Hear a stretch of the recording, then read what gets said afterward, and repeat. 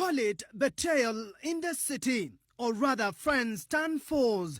The story of Samson Ndindi Nyoro, the Kiharu lawmaker, and President William Ruto, who in the last general election were almost joined at the hip, a spell away from the political limelight that coincided with the advent of Gen Z protests mid last year, seems to have catalyzed a series of happenings. And last week, Ndindi Nyoro was stripped of the powerful position of the chair of the Budget and Appropriation Committee, an office that sits at the top floor of the towering Kenyatta International Convention Center, KICC. Maybe for clarity's sake,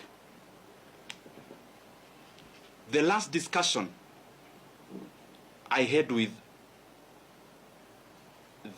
the president of the country, the last political discussion, either a chat or a discussion, as it were, was before October of last year. October last year was when the ruling Kenya Kwanza coalition opened purge, then Deputy President Rigathi Gachagua wounded and eclipsed from his position and handed the post of second in command to Professor Abraham Kithure Kindiki. Niko hapa na kijana anaitwa Ndindi Nyoro. Nyoro remained mum on Gachagua's removal and kept away from Parliament when the impeachment motion was laid on the floor of the National Assembly. And therefore, in terms of you've asked the relationship between the president and the former deputy president, the position I hold is that I respect every leader. And I could have things I need to talk about. I could have reservations on decisions made. But I don't think it has been within my role. Kenya Kwanza has, since that impeachment, conducted a cleanup in Parliament of the perceived disloyal, and Nyoro appears to have been classified as such.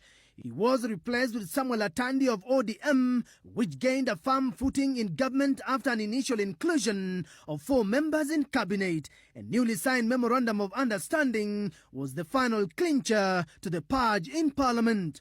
Nyoro claims it came as a surprise.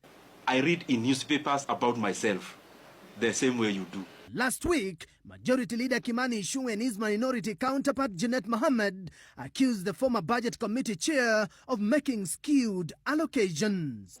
Otherwise, which member of parliament here can afford through his NGCDF to build classrooms, plaster them, put windows, put roof, put tiles in the classroom, cabros in the...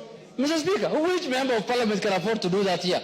It is immoral, it is unethical and very unprofessional of us who sit in those committees. I actually did in my first term.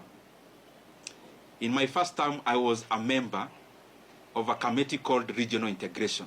The Kiharu lawmaker was non-committal on his next course of action after falling out with the coalition that sponsored him to Parliament, giving vague but suggestive answers. When you are in the dance floor, politically speaking, you can't know even when it is raining outside.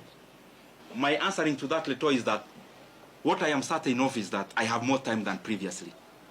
And I will pray that I make good use of that time.